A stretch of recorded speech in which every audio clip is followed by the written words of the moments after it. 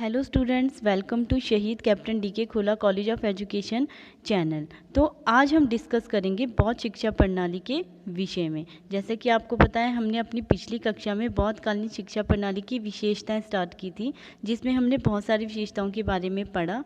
तो आज हम एक और विशेषता को पढ़ेंगे। ठीक है, बौद्धकालीन शिक्षा प्रणाली में स्त्री शिक्षा।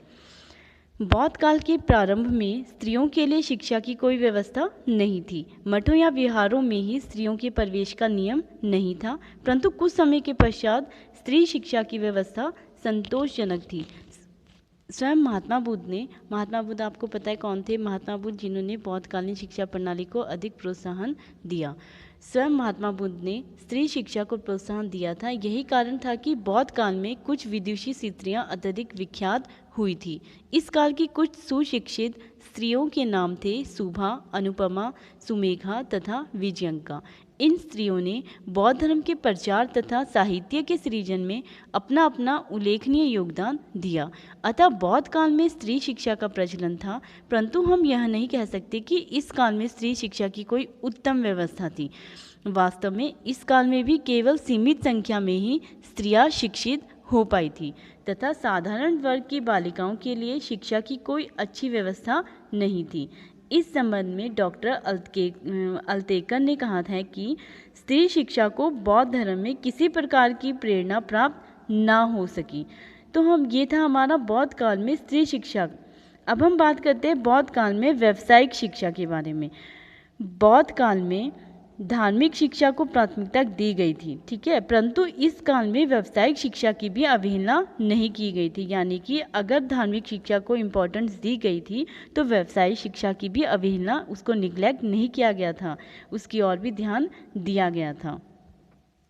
तो बल्कि इसके लिए किसी भी आवश्यक प्रबंध, जो ये थे व्यावसायिक शिक्षा थी, इसके लिए भी अनेक आवश्यक प्रबंध किए गए थे। ठीक है, इस काल में न केवल जनसाधारण के लिए अपितु बौद्ध भिक्षुओं के लिए भी विभिन्न प्रकार की व्यावसायिक शिक्षा की व्यवस्था की गई थी। बौद्धकालीन व्यावसायिक शिक्षा के विभिन्न रूपों का वर्णन निम्नलिखित है। पहला था विभिन्न हस्तशिल्पों की शिक्षा, यानी कि विभिन्न प्रकार के हस्तशिल्प जो कि हाथों से बनाई गई सामग्रियों। ठीक है, उसके बाद नंबर 2 विभिन्न व्यवसायों की शिक्षा, जैसे मुर्गी पालन हो गया, पशुपालन हो गया इत्यादि, इन सभी की शिक्षा देना। फिर उसके बाद नेक्स्ट है भवन निर्माण की कलाओं की शिक्षा देना। फिर है चिकित्सा की शिक्षा की व्यवस्था करना। फिर नेक्स्ट है प्रवाधिक तथा विज्ञान संबंधी शिक्षा की व्यवस्था करना। उपरोक्त विभिन्न प्रकार के व्यवसायों के आधार पर हम कह सकते हैं कि शिक्षा की संपूर्ण व्यवस्था कैसी थी? सराहनीय थी। इस शिक्षा की व्यवस्था को संतुलित तथा बहुपक्षीय माना जा सकता है। तो नाउ अब हम बात करते हैं बौद्धकालीन शिक्षा के केंद्र, यानी कि बौद्ध काल में जो शिष्य होते थे वो शिक्षा ग्रहण करने के लिए कहाँ कौन कौन से केंद्रों में जा सकते थे। यानी इतना तो आपको पता है कि जो बौद्ध काल में शिक्षा दी जाती थी वो मठों और विहारों में दी जाती थी, उन्हें ही मुख्य केंद्र माना जाता था। लेकिन वो कहाँ कहाँ पर स्थापित है, ठीक है, और वो उनके क्या क्या नाम हैं? तो बौद्ध काल में सभी मठों तथा विहारों की शिक्षा की व्यवस्था की गई थी। कुछ में केवल प्राथमिक शिक्षा दी जाती थी और कुछ में केवल प्राथमिक व उच्च शिक्षा दोनों दी जाती थी और कुछ में केवल उच्च शिक्षा ही दी जाती थी।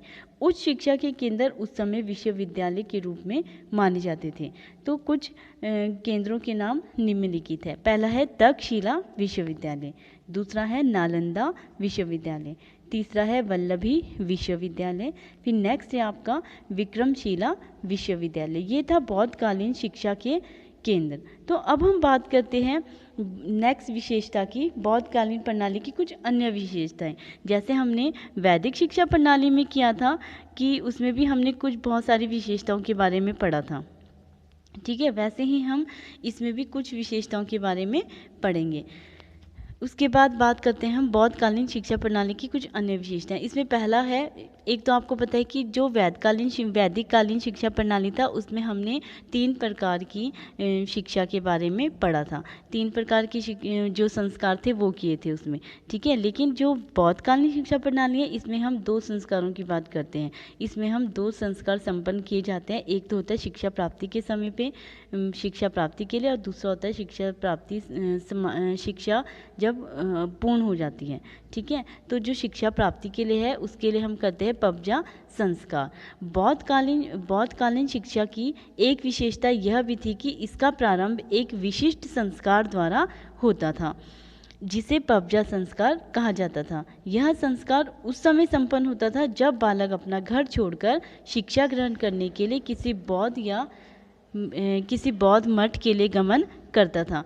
पबजा का जो शाब्दिक अर्थ होता है वो क्या होता है? बाहर जाना, गोइंग आउट। इस संस्कार का अभिप्राय था बालक अपने परिवार और पूर्व स्थिति का परित्याग करके, यानी कि अपने घर को पूरी तरह से त्याग कर देता था और संघ में प्रवेश करता था, जिनके जीवन का उद्देश्य क्या था? भिक्षु बनना था। यह संस्कार 8 वर्ष की आयु से पहले संपन्न नहीं हो सकता था। पबजा संस्कार का विवरण विनय पिटक में प्रस्तुत किया गया है, जिसका वर्णन निम्नलिखित है। नंबर 1, बालक अपने सिर के बाल मुंडवाता था। नंबर 2, वह पीले वस्त्र धारण करता था। नेक्स्ट है, वह प्रवेश करने वाले मठ के भिक्षुओं के चरणों को अपने मस्तक से स्पर्श करता था, उनको रिस्पेक्ट देता था। नेक्स्ट है, वह उनके सामने पालती मारकर भूमि पर बैठ जाता था। उसके उपरांत मठ का सबसे बड़ा भिक्षु उससे 3 बार यह शपथ लेने के लिए कहता था। पहला कौन सा था? पहली कौन सी शपथ थी? प्रतिज्ञा थी, बुद्धम शरणम गच्छामि, मैं बुद्ध की शरण में हूँ। फिर उसके बाद दूसरा था धम्मम शरणम गच्छामि, मैं धर्म की शरण में हूँ। तीसरा था संघम शरणम गच्छामि, मैं संघ की शरण में हूँ। तो ये था उपजा संस्कार। जब विद्यार्थी जो शिष्य होता है, जब वो शिक्षा प्राप्ति के लिए जाता है तो उसको ये संस्कार उससे करवाया जाता था। ठीक है, उसके बाद हम बात करते हैं, इस उपदेश के उपरांत बालक को क्या करते थे? मठों की सदस्यता प्राप्त हो जाती थी और उसे मठ में नव शिष्य जब ये संस्कार हो जाता था, जब वो प्रतिज्ञा धारण कर लेता था, तो उसके बाद हम क्या करते थे? बालक को मठ की सदस्यता प्राप्त हो जाती थी। अब उसे मठ में नव शिष्य, श्रमण या सामनेर के रूप से जानने लगा था।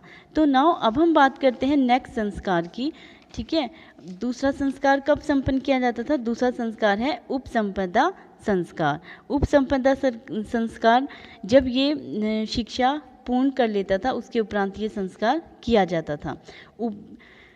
पबजा संस्कार के उपरांत बालक को मठ या विहार में रहकर नियमित रूप से शिक्षा ग्रहण करनी पड़ती थी। इस प्रकार निरंतर 12 वर्ष तक शिक्षा ग्रहण करने की स्थिति में माना जाता था कि शिक्षा पूर्ण हो गई है। इस अवसर पर पुनः एक बार और एक संस्कार संपन्न किया जाता था, यानी कि 12 वर्ष बीतने के बाद दोबारा से एक संस्कार किया जाता था, जिसे पाली भाषा में उपसंपदा संस्कार कहा जाता था। नव शिष्य के रूप में 22 वर्ष की शिक्षा प्राप्त करने के पश्चात छात्र के लिए मठ को छोड़ना अनिवार्य था।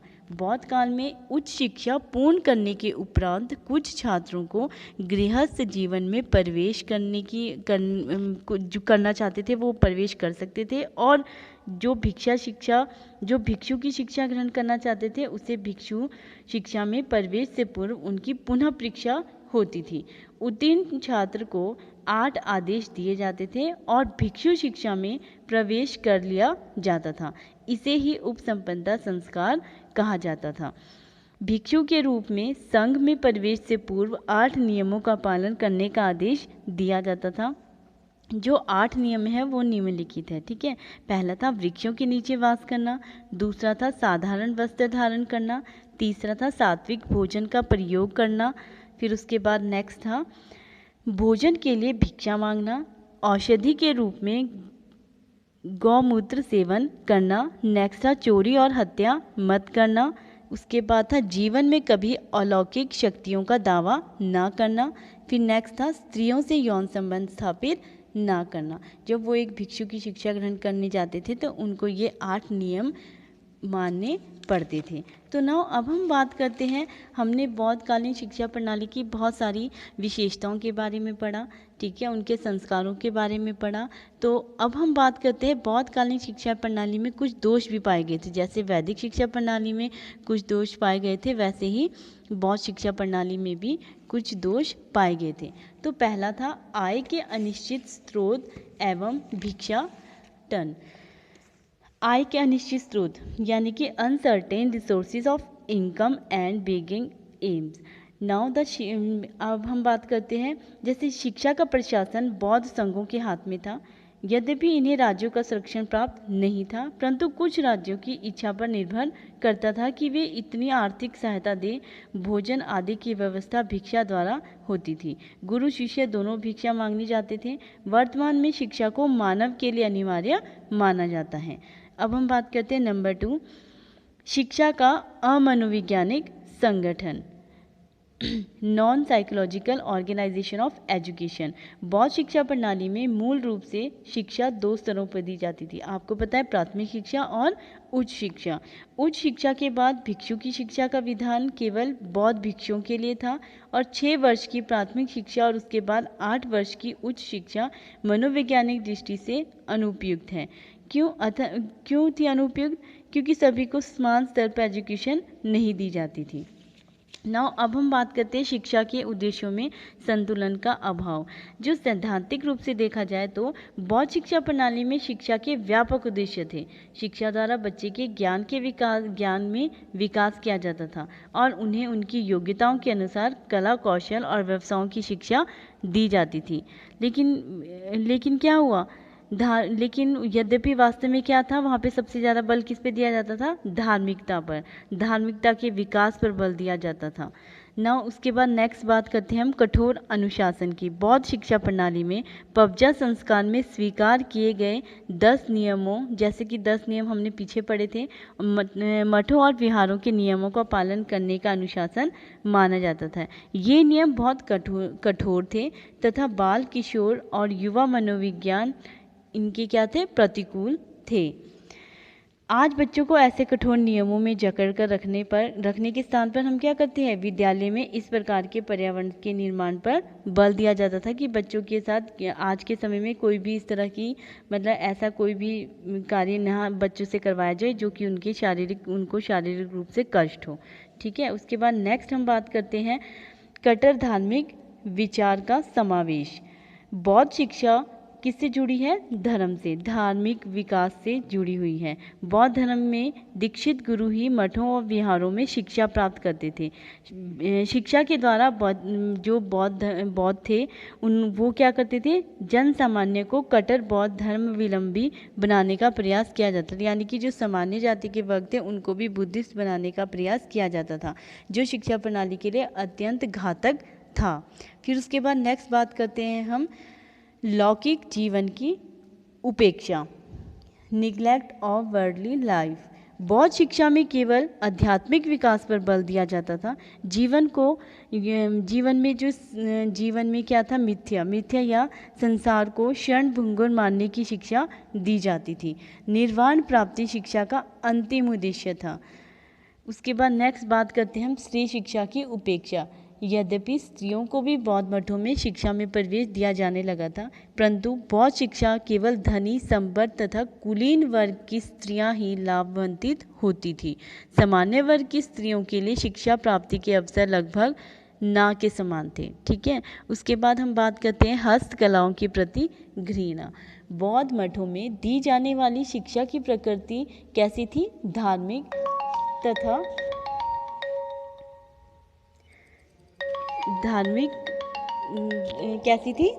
थी तथा आध्यात्मिक होने के कारण उसमें हस्तकलाओं तथा